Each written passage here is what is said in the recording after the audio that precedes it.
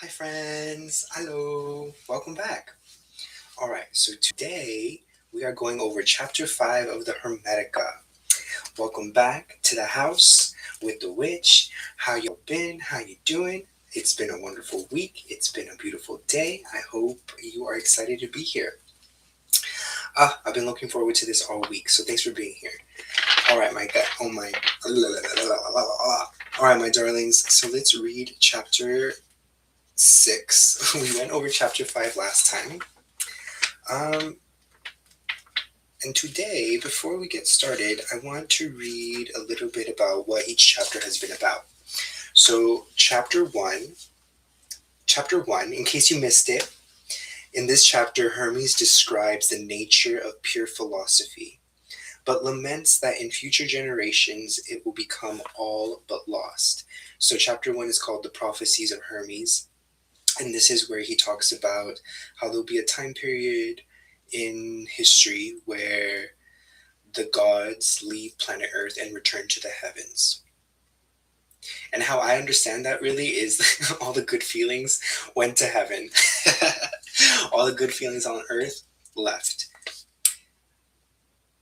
That's like one way to understand it. But I'm also thinking, like, what if the gods didn't leave Earth? What if there was a point where all of the vibrations in the universe, like the physical manifestation, the 3D manifestation of every vibration in the universe, was housed in one place, and that happened to be planet Earth.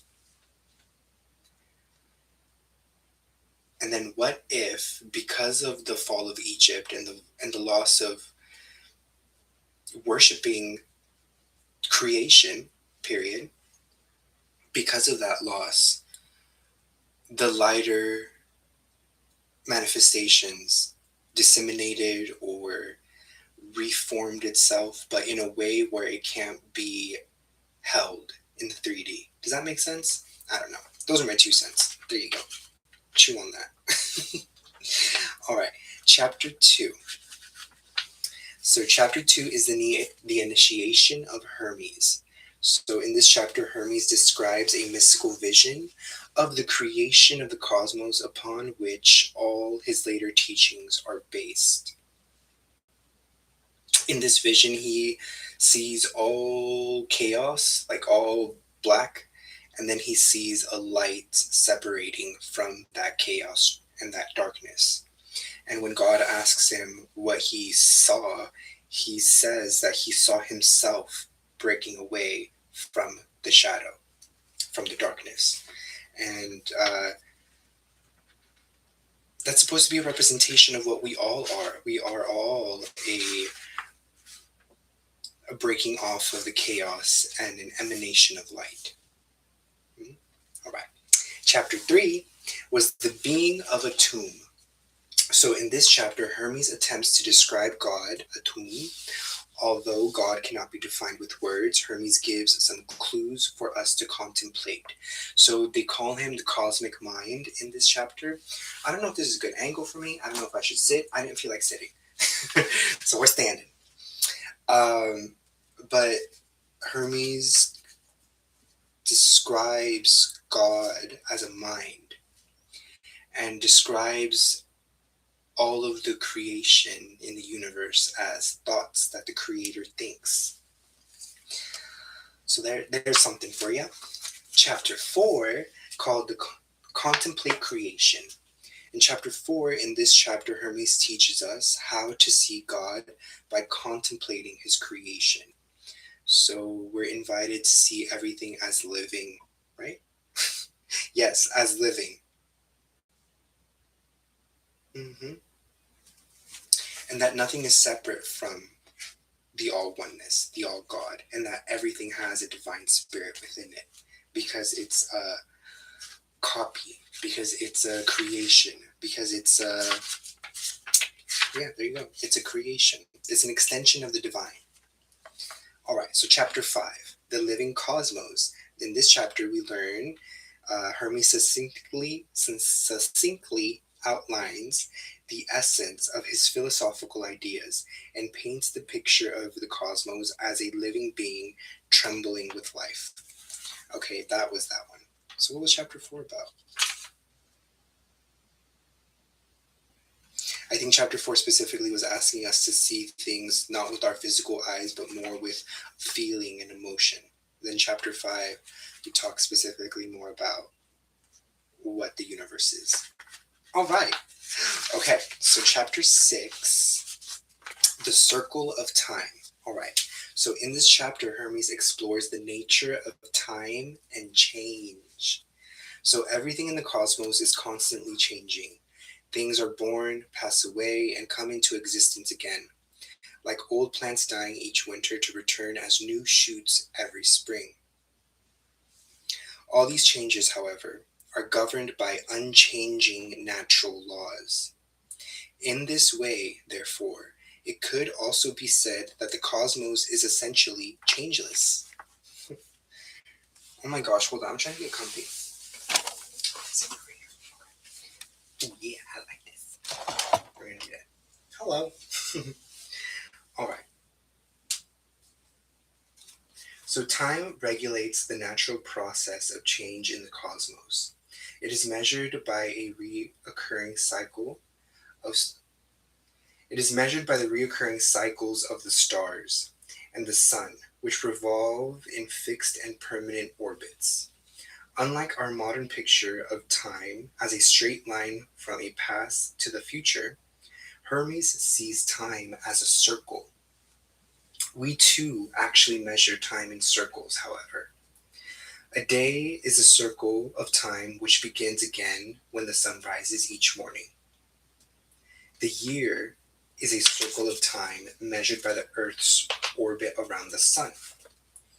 Vaster circles of time are expressed by the movements of the constellations and the stars. All of these cycles eventually bring things back to where they stand. It is impossible to say where that is. However, for a circle has no starting point. You cannot say where it begins and where it ends. Hermes ultimately points to a deeper understanding of time. The past has gone and doesn't exist. The future has yet to happen and does not exist. The present moment passes so quickly that it has no permanence. Before we have even said now, the moment has gone. We can never catch the present. So, in what way could it be said that we exist? This mystical insight into the illusionary nature of time is a way to glimpse the oneness of God, who exists beyond time. For God, there's no past, present, or future, only eternity.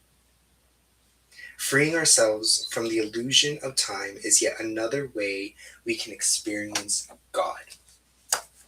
All right. Dun dun dun. All right. So, chapter 5. Chapter 6. The Circle of Time. I'm so excited. Are you excited? Let's learn about time. All right. So, in a sense, the cosmos is changeless because its motions are determined by unilateral laws which cause it to revolve eternally without being an end. Let me reread that. In a sense, the cosmos is changeless because its motions are determined by unilateral laws which cause it to revolve eternally without beginning and end. Its parts manifest, disappear, and are created anew, again and again, in this undulating pulse of time. Undulating. Breathing at the same time, pumping at the same time. That's what I'm getting, like ticking at the same time. I don't know, I have to look that up. Someone look that up. Through the process of time, life within the cosmos is regulated and maintained. Time renews all things in the cosmos. By the circling process of change measured by the heavenly bodies returning to their former positions as they revolve around the heavens. The present issues from the past, and the future from the present. Everything is made one by this everything is made one by this continuity. Time is like a circle where all points are so linked that you cannot say where it begins or it ends. For all points both precede and follow one another forever. Yet, there is an even deeper understanding. The past has departed and no longer is. The future has not arrived and is yet to be. Even the present does not last. So, how can it be said to exist when it doesn't stay still for a moment? That's it. That's the end. That's the end of chapter 6. See? Next is chapter 7. That's next week. That's next lesson. All right. Okay. Very short, but very mind cracking. Oh my gosh. All right. What did you take away from this? What did you learn? What did you like about this chapter? What do you like about thinking about time as a circle as opposed to a straight line? Do you like it? Do you not like it? Do you not care? What's the word? All right, let's see. All right, attune, Thoth, Hermes, we ask you to be here with us here and now, here and now. We thank our ancestors, our guides, our spiritual protectors for being here with us. And providing this message. Sorry, some cards came out and I'm already... Hang on, everybody. But what I'm getting is the current understanding of time. What if it was put in place simply to trip us up? What if it was put in place specifically to make us feel late? What if it was put in place specifically to already make us feel like we're behind? What if it's put in place because it's not organic and a straight line of time makes no sense, so it upsets you because it doesn't make sense? Just some questions for thought.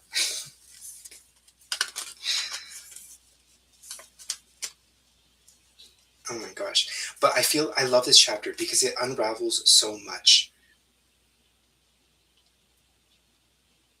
Because our current calendar, crap.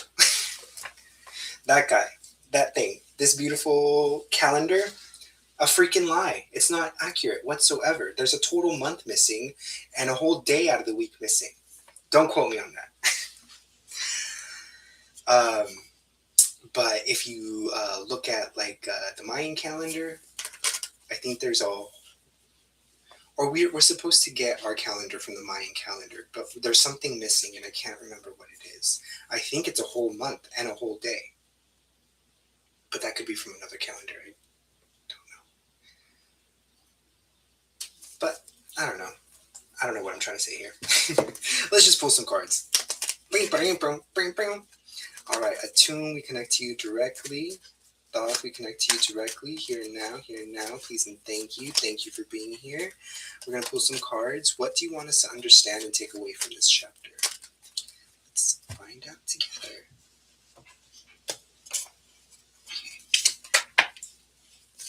Okay. Oh my gosh.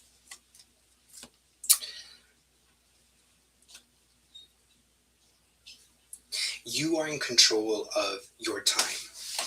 If you are to measure your time, measure it in moments. So like the chapter said,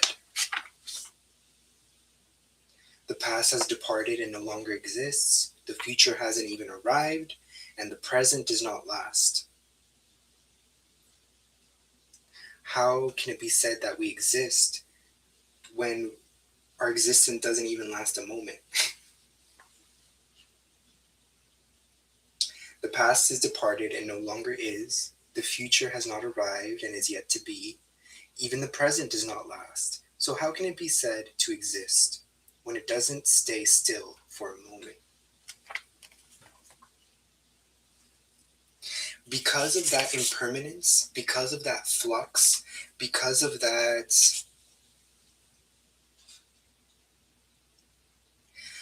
limbo, but not limbo, but like that in between moment, because that exists, we are actually the one that determines how that moment's going to go. And we're being asked to measure life in moments as opposed to hours, seconds, minutes, days, moments. Measure in moments, because moments could either be a millisecond or it could be a significant period of time that could last a few days, a few hours, a few months, whatever. But we got the Queen of Swords in the reverse, the Two of. Uh huh. And the Seven of Swords. So, with this, what I'm getting is we're not actually being dictated. We're actually the ones in control and have the ability to create whatever it is that we want.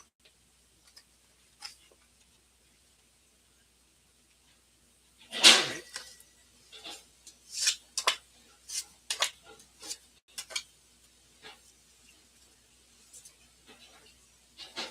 Okay, I think this just confirms what I just said. Ta-da! Look how beautiful. So, you have, oh my gosh, you have the authority, the magic, the power to create your moments for you, to create your moments for yourself. Hold on.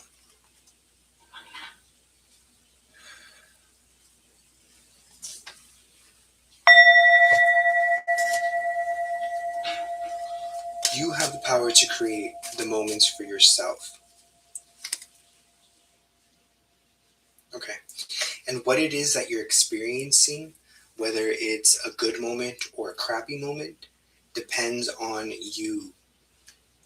You are the deliberate creator of your time and space. You have the power to create whatever it is that you want. God, the universe, is going to give you whatever it is that you're thinking about and whatever it is that you're feeling about. Because God is understanding your thoughts and your feelings as things that you're asking for your life. God communicates to you and gets messages from you by the things that you think and the things that you're feeling and the choices amongst that and the behaviors amongst that. God is giving you what you're thinking about and what you're feeling. Take that how it resonates. Leave the rest. But I guess this is why we're here, having this conversation. We have the power and the autonomy and the free will to choose our thoughts and to choose our feelings and to choose our emotions. 100%. 100%. 100%. Like we are in absolute control of our thoughts, of our feelings, of our emotions, and subsequently our behavior and our choices.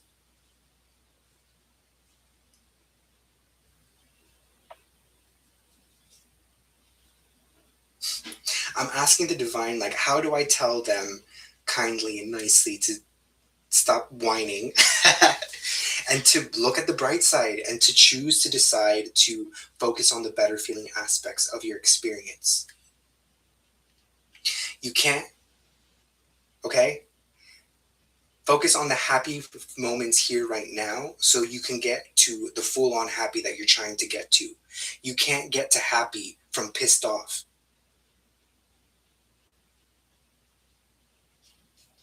You got to work your way to happy from pissed off. So if I'm pissed off and I'm trying to think like, okay, what's best feeling here available to me right here, right now? Like, where's the light in this pissed off moment? You know what I'm saying? Where is it? Well, it depends. But you can find it. Ask yourselves and look for it and be willing to accept the answer as your answer. So, I don't know. I'm not pissed off, so I can't really. Okay, hold on. Let me think. Let me think. We were talking once about an example. Like, say you were stuck in the middle of the road at 2 in the morning and you have no gas and your phone is dead. Like, how do you find the light in that type of situation where it's, you know, very serious and very shitty? Like, I'd be pissed off about that. Like, how do you find the light in that type of situation? Well, you can maybe be glad that it's 2 in the morning and it's not high traffic hour and that you didn't get run over because your car just stopped, right? You might be thankful that someone came with you and has AAA on their phone, or you might be thankful that you see a neighborhood not too far away, walking distance, and maybe you can walk over and get some help from someone. Maybe it was your lifelong dream to stop in the middle of the road and to pitch a tent on the middle of the highway, and I don't know, but you can always find the light. Because, specifically because this is a universe of duality. This universe has a negative and a positive. This universe has a light and a dark. This universe has a north and a south, a west and an east, a water and fire, air and earth. There are opposites to everything. So if here right now you might be pissed off or upset or sad about whatever, at the exact same time that you're experiencing this feeling and this experience, at the same exact time, the existence and the possibility and the potential for the complete opposite exists at the same time. What we as 3D beings and just human beings have a reluctance to is to accept the complete opposite side, because we are such rational thinkers and we're like, oh, but I'm pissed off. Like, how am I all of the sudden gonna feel happy and glad and joyous? Like, it makes no sense. Like, how do I justify that to people who ask? How do I explain that to people that want my insight without sounding like a complete nutcase? If that's where you're at,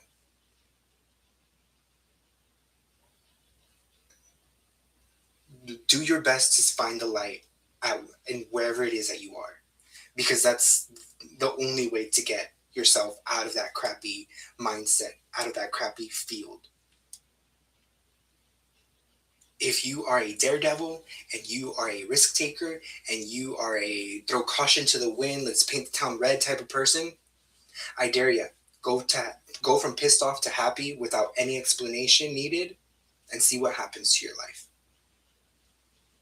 I dare you. I challenge you. Because the best things happen when you allow yourself to have fun.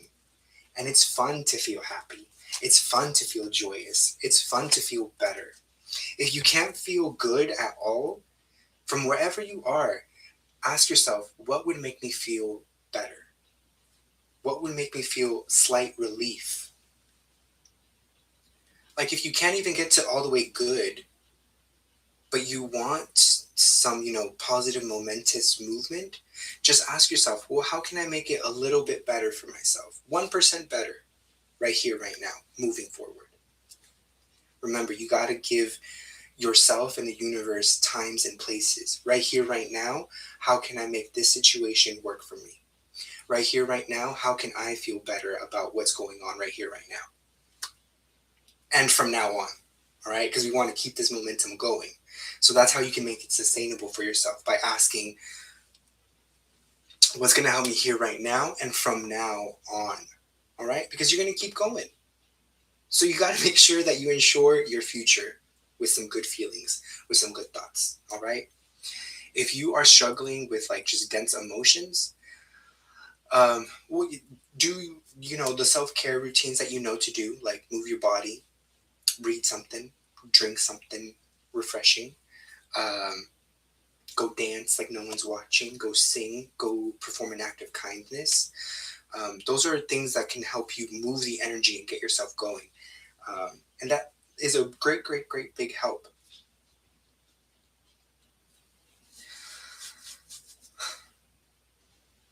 Brain farted. Hold on. Yeah, just do all that, okay? And just talk to yourself nicer, okay? Just be willing to talk to yourself nicer. Tell yourself things like, I am feeling a little bit better today. I am at least 1% better today than I was yesterday. I see growth.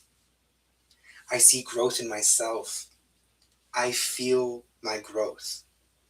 That one actually really helps when you're going through a really shitty situation because growth is painful. So if things hurt, wow, look at all this growth that's happening. Okay? Okay.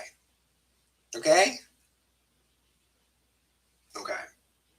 All right. Anything else? Looks like this is going to be a short message. This was a very short chapter. All right. Anything else, my love? Yes, there is. Hold on.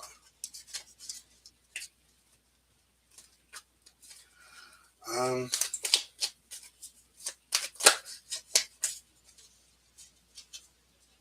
right.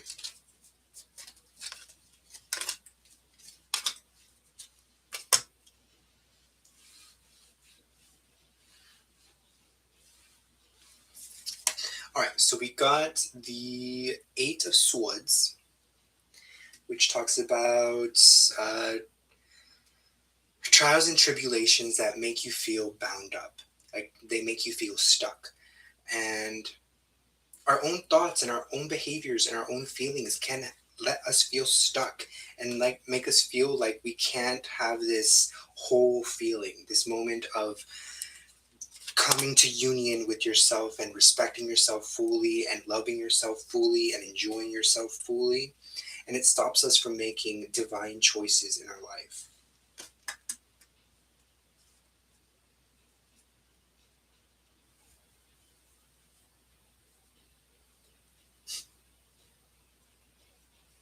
Have you ever heard anyone say, depression doesn't exist where I come from?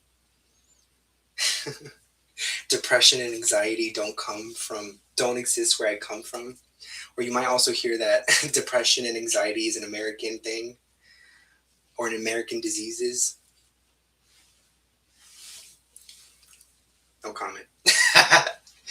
But listen, I've gone through it myself. Like I can look back at my life and say like, yo, I was depressed. Yo, I was anxious. And a lot of it does probably come from like our 3D world and the expectations that this capitalist society has upon us. But if you are okay, but I'm being asked to explain what it is to help you get out of it. Because it kind of goes hand in hand with our conversation of moments and time. Depression, if you were to take it out of like a human context and apply it to like a car or a machine or something that's moving, if you were to depress something, what are you doing? You stop it. You hinder it. You stop it from moving forward.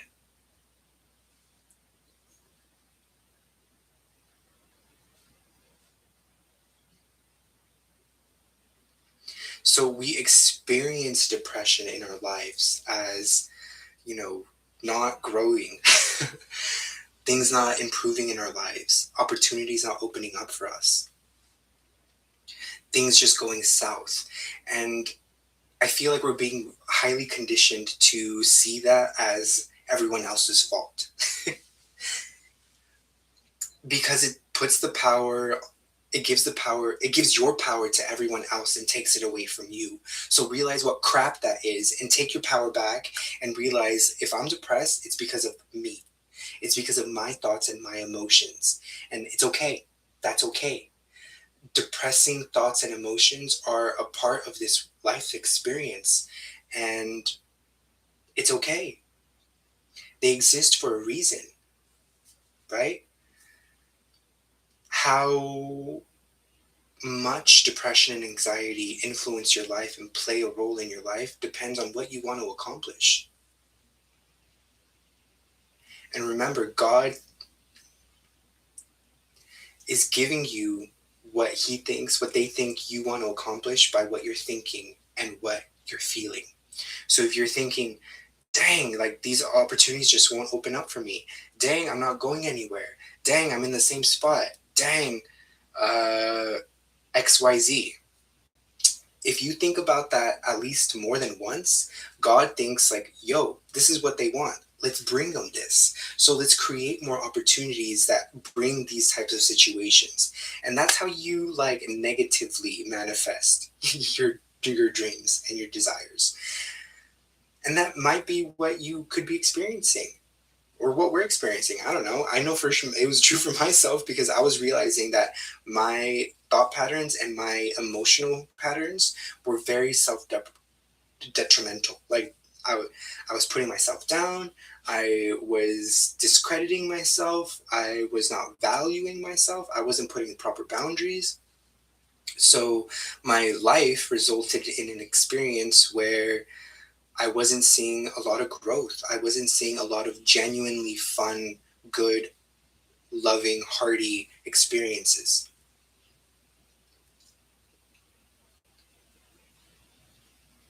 All right, and I'm not here to shame you or make you feel like you're inappropriate or that depression or anxiety is inappropriate because it's like we said, it's a part of life. But what it is, it's supposed to be a flash. It's supposed to be a quick moment, a quick realization in your life to help you decipher what preferences you genuinely have in your life. Because I know for me in that experience when I was feeling just very depressed and very anxious, it helped me determine like how I do want to feel and how I do want to move around. I want to feel energetic. I want to feel enthusiastic. I want to feel excited. I want to feel grateful. I want to feel curious and adventurous and like so thirsty for life that God has no alternative but to quench my thirst with just these beautiful, delicious moment to moment to moments. And sometimes there are some experiences that could seem crappy within those beautiful moments, but it's my assignment to focus on the better feeling aspects of that experience and to decree that it's a beautiful experience because I decide so. And it's what I want to create for my life. It's my ambition. It's my goal. Okay? So understand that you can psyop yourself. You can override your thoughts and your emotions. It isn't simple. You must be consistent and kind. You must be consistently kind. Okay? Okay. Depression are thought patterns and emotions that keep you fixated on the present moment, on the present experience. Okay? So you'll be thinking about the past. So you'll be thinking about the past a lot and focusing on the negative aspects of that experience. Because negativity halts. It doesn't kill, but it stops growth. And sometimes a moment like that is necessary to find new preferences and to understand new insights about ourselves and about the world around us and whatever.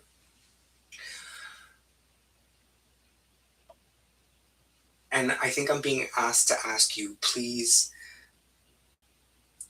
look at the bright side and please look at the lighter feeling aspects of that, of whatever experience it is that you're going through, because you deserve to feel better. You deserve to feel relief and you deserve to feel like you are accomplishing your life's mission, like you're accomplishing your goals, like you are bringing about your dreams. Okay? All right. So that's a big old 2 cents on depression. Let's talk about anxiety. Anxiety is when you are overthinking the future and you're thinking about the future in such fearful terms, such negative terms that you're scared to move forward. So you are kind of, how should I say, shooting yourself in the foot, um, tripping yourself up because you don't want to arrive to the images that it is that you're seeing in your head. And you know they're going to happen because Deep down, you know that God's picking up those thoughts and ideas and images in your head and thinking, oh, okay, they want this. I'm gonna give them this, because God is a God of yes and forward movement. So whatever it is that we're broadcasting in our brain, God's gonna say, okay, whatever you want, honey, here you go. Okay, so understand that, see that, hear that, thank that for whatever resonates, and leave the rest, and let it go. Put it down and consciously decide right here, right now, to thank the depression, to thank the anxiety for the information that it brought.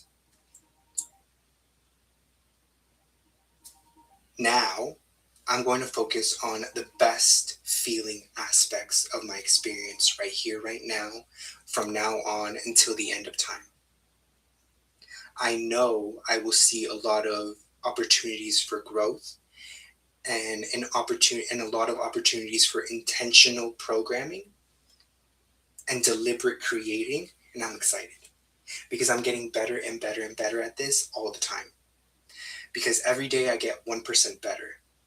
Because although it doesn't look exactly like what I want it to look like, I know I'm getting closer.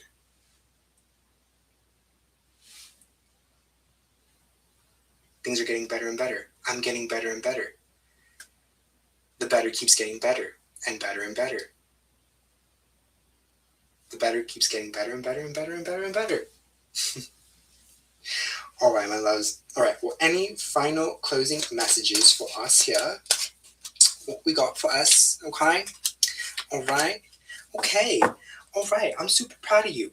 I feel like we have learned something in this reading together. I know I have.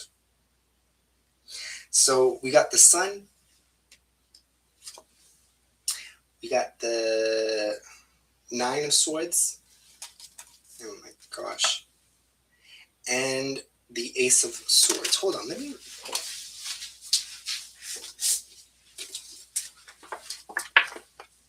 Oh, hey. I want to look at the Ace of Swords real quick.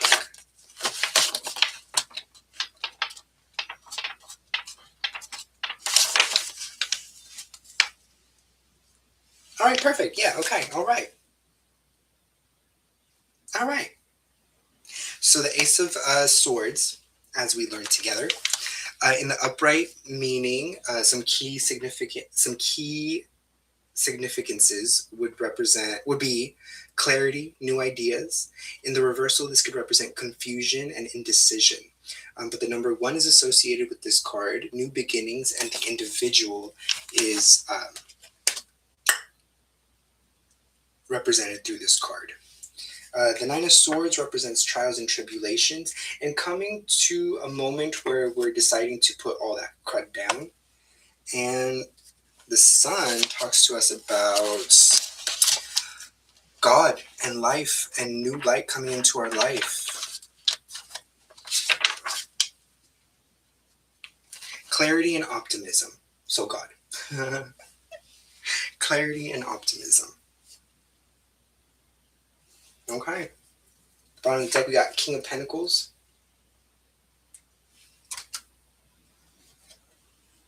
King of Wands. Ooh, shook it.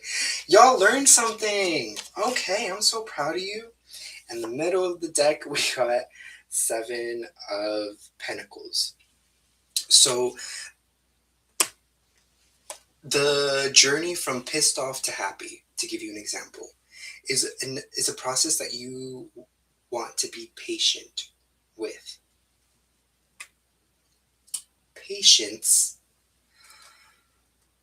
is faith applied to a situation. Faith is a personal decision to choose peace. Okay? So be patient with yourself. You're not going to feel, because like I know for myself, I don't feel 100% of the time. I am a roller coaster. I'm up and I'm down, I'm up and I'm down, and I'm all over the place. But I feel better and better all the time. I feel at least 1% better every single day. And I know I'm getting better at this whole process, at this whole deciphering my preferences and choosing to focus on the delicious moment as opposed to the lesson. You know what I'm saying? Okay. This was fun. All right. I hope you enjoyed yourself. I hope you learned something. Please comment, like, and share. And please let me know what you learned from this. Like, what did you think about time? Uh, did you ever think about time like this? What do you think about father time? What do you think about grandfather clocks? All right, my loves, have fun, be safe. I love you. Bye.